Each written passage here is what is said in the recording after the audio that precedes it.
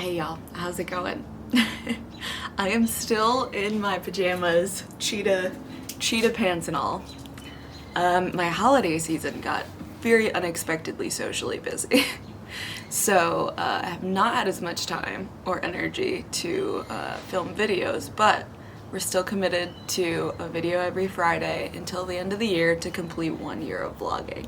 So I am going to film this vlog even if I only have 20 minutes and I'm still in my pajamas. Because that's how you keep promises to yourself, folks. So I have coffee. I've actually already been out here in the garden this morning watering. I actually thought it would be a really good video to show you now that we're like knee deep into fall gardening season. We're actually like kind of approaching maybe the end depending on when we get our first freeze.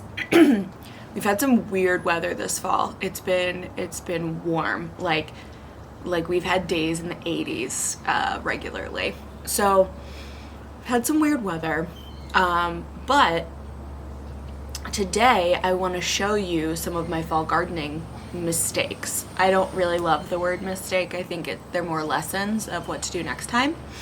So we're gonna take you through what those mistakes look like, how to identify them, and how to go from there. At work, I evaluate a lot of data for my job, and so for me, when I see these things, to me it's data points of, you know, here's the symptom of what I'm seeing on the outside, what's the diagnosis, what happened, and how do we treat it for next time. That's a process that I use at work very frequently to kind of just like help organize my thoughts, and I kind of take the same approach in the garden. So I see the thing that's wrong, I figure out what happened, and then we know what to do or not to do next time. So I'm going to take you through the backyard, and then I'll take you through the fall garden, and we'll talk about all of the mistakes that were made and why and how to fix them. So here's to a pajama morning. I have 20 minutes to do some of this. We're getting this video out this week, even though I've got social engagements literally every night. It's happening. Hey guys, so it might not look like it to you, but this is one of my fall gardening mistakes. Now, this is like my favorite little hobbit hole corner of the garden where I have flowers and herbs and all of those things. But do you see that tall plant right there? That is a Mexican torch sunflower. Those flowers get 6-7 feet tall. In the spring, if you were here, I had them along this fence right here, and they lined the fence and they created like a green wall, and then everything else was lower. When you're thinking about gardening spaces, you really want to think about making sure nothing gets crowded out. And that was another mistake I made in my community garden with the beautiful patch of zinnias, was they were all so crowded out. And they crowded out a lot of germination of my other stuff that I planted from seed. So this was a volunteer that I just let grow. Now what I'm already seeing is causing some issues is we're already losing light to some of the surrounding flowers and plants. So when you're thinking about a garden space, especially a garden space that has flowers, thinking about the height potential of the flowers and planting that accordingly is very important to make sure that they all get sun and that they all grow appropriately. You want your tallest flowers to be in the back, and then for them to get gradually shorter, especially if you are planting cutting flowers, because you need to actually be able to get to the flowers. If you're just planting a little wildflower or pollinator patch, it's probably not as important. So my sunflowers, which I thought were going to be big and beautiful and line this whole bed, I ended up with 2, which is fine, but I planted them too late. So it is possible to have fall sunflowers in a hotter zone, but you have to plant them out. They take like 90 days, so you have to plant them out in like August or July. I did not plant these until September, and the lack of sun and the temperatures really stunted them. With that being said, they're very beautiful. This is a chocolat, and this one that looks like it's gonna bloom any day now is a rouge red, so this will be a bright red sunflower. So it's definitely possible to grow sunflowers, and this is a multi-branched variety, but just planting them out earlier would have definitely resulted in a bigger, more beautiful sunflower, and I probably would have gotten germination out of the other ones that I wanted to put in the back. You live and learn. So with this one, kind of the way that I identified that there was an issue was because they just weren't growing that fast. Sunflowers are very vigorous and they grow really quickly at first and they get really tall. These were not doing any of that. They're really short. They're like, maybe I'm 5 feet tall and I bet they come up to like not even my shoulder. So they're probably only, I bet they're only 3.5 feet tall, which sunflowers, especially here in Texas, sunflowers can grow like massive. I've had like 10-foot tall sunflowers before. It's crazy. So the slowed growth and the thinner stems definitely told me there was a problem. And then when I realized I planted them too late because of where the sun falls, next time if I want fall sunflowers, which we all want fall sunflowers, I will plant them out like during the hottest, thickest part of the summer. And I think that will kind of fix that problem. The next thing I want to show you is this big tangle of green bean vines. So I've talked before a lot about how the sun, this is the back of our house. In the summer, the sun comes up over here and stays overhead and misses all those trees. In the winter, the sun comes up and is much lower in the skyline. You can see it's over here right now. And then it goes through the tree line all day long.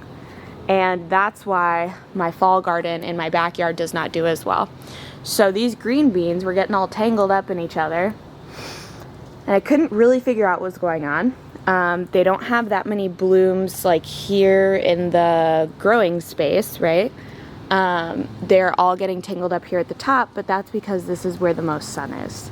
And so instead of them, you know, weaving slowly, they grew up really fast because they were trying to find the sun. And now, you know, here they are kind of all weaving into each other. So again, this one is just about like watching your space, and honestly, you know, again, with the sun issue that I have in my backyard, it's just not a good, fall is not a good time of year for me to grow stuff in this backyard. I'm really happy that the bees are back because I'm growing so many flowers, but like, bee gets a little territorial and I kind of want to be like, this is my garden. You're a visitor. I grew this for you. Also, can we just side note, I really wanted some seeds for these pole beans because I love them. I cannot believe how big this seed pot is. So something else that I kind of, you know, messed up in all of my gardening was my grow bags. So everything looks big and beautiful and lush right now, but that's because it's finally kind of taking off. The leaves have fallen off these trees, and so we're actually able to get some sun on these, but they've taken a really long time. So they've just taken a lot of resources in growing, and they've taken a long time without necessarily giving what they should have. So again, this is mostly a sun issue. When you see plants growing slow, it's probably a sun problem. And because these plants, like this plant right here, this collard green plant, my collard green plant at my community garden that gets like 10 hours of sun a day, was that size like 2 months ago. And now it's massive. So really the sun makes a big difference in, you know, how much you're getting out of production. So another mistake that I made, also this is where I'm keeping all my rooted cuttings now. Another mistake that I made was I had to plant a bunch of new grass because we got nailed by armyworms this summer that just ate up our grass, and so I had to plant new grass in our backyard, but it did not remulch or section off this part, and so now I have grass growing in here. There's definitely not supposed to be grass growing in here. So it's kind of a dumb thing that I did. I was just trying to do things too fast, but now I'm gonna have to pull all this grass or figure out what to do with it if I even want to do anything with it. Kind of like a dumb thing, but it's definitely, you know, if you have a backyard garden, that's one of those things that you just don't think about. Like, you don't think about like, okay, I need to put a little bit of cardboard. So what I should have done was put a little bit of cardboard or literally anything over that area when I was spreading the grass seed, and for like a week after, until the grass seed actually started germinating so that the grass seed didn't venture over into my garden. So yeah, those are just some. When I was watering this morning, I was kind of identifying some of the mistakes that I had made in planning this garden for this space. And I definitely made like a whole host of mistakes in my community garden too.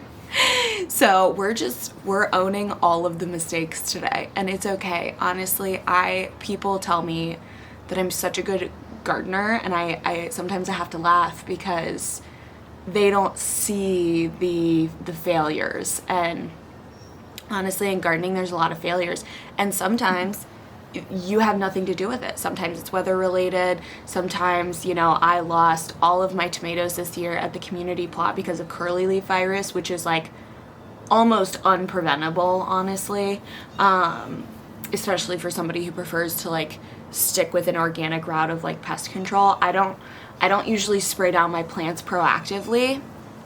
I will be this year. I will be spraying down all of my plants with neem oil at least once at the beginning of the season, because I was borderline devastated to lose all of those tomato plants.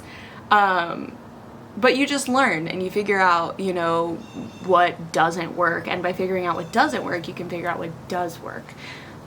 So I'm going to take you to the community plot later, and we're going to talk about what went wrong there and how you can fix it and how you can identify it. Y'all, I'm so tired.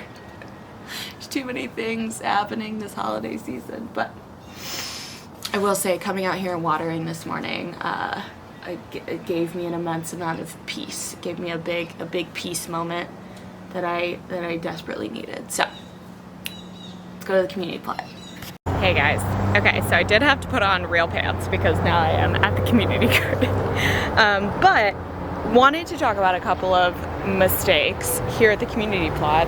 And then also, I think we might have a rutabaga to harvest, which is pretty exciting. So let's show you the mistakes. So in general, do you see all these beautiful flowers that are being totally of service to all of the lovely pollinators? I would consider these somewhat of a mistake. And that's because I did not plant them. I actually did not plan to grow zinnias in my fall garden at all. These were all volunteers. I had grown some zinnias right here, and I had grown some in the corner over there. And these are all of the volunteer seeds that blew into my plot and are now growing these beautiful zinnias. So while the zinnias are beautiful, and I very much enjoyed having them, I've enjoyed sharing them, it did really crowd out some of my seeds. So I had planned doing all root vegetables. So this whole entire plot was planted from seed with root vegetables. You can see kind of some of them. Some of them got some sun and survived. That's a purple kohlrabi that's growing right there. There are some golden beets growing in here. And actually, yeah, that guy's still kind of small. Oh, I think I just broke the root ball. Well, we're picking a beet today. So that's a touchstone golden beet. I should have let it get a little bigger, but of course I messed with it, and now we have to pick it. So we have a beet. And my turnip greens seem to do fine. These are actual turnips. I need to check if we have any ready. But overall, I did not plan on having these. And this happened because I was not as available as I should have been to pull weeds in the fall when all of this stuff was growing. And so you can see patches. I planted some garlic here recently, but this was all supposed to be beets. Like, I had rows of beets that just got completely crowded out by all of these flowers. Even my carrots. I've definitely got some carrots that are peeking up through here. And actually, I think that one's definitely too small to pick. But we have some carrots, so like things are happening. You know, it's certainly not like a total lost cause. But I had 3 rows of carrots. I had all kinds of stuff in here, and it just really didn't go the way I planned because I did not pull all these zinnia volunteers. However, the rutabaga seemed to do its thing. So let's pick. I think this rutabaga is ready. Ugh. Y'all, harvesting root vegetables is like the best feeling. It's not a massive rutabaga, but it's pretty big. I picked one before this one, and it was very large. So there's some stuff that did great, and then there's some stuff that just wasn't able to take off because it got choked out by the volunteer zinnias that I definitely could have prevented. The other problem that I'm noticing a lot in the plot this fall is the amount of weeds. So I chose not to re-mulch in the fall, or for the fall, because I'd still had a super thick layer of mulch from the spring, and I just thought to myself, you know what, like, I think it'll be fine. It wasn't fine. Spoiler alert, was not fine. I have a lot of weeds, and they've been really hard to keep up with. So that was definitely another mistake that I made that I wish I would have done differently, was just the sheer amount of weeds,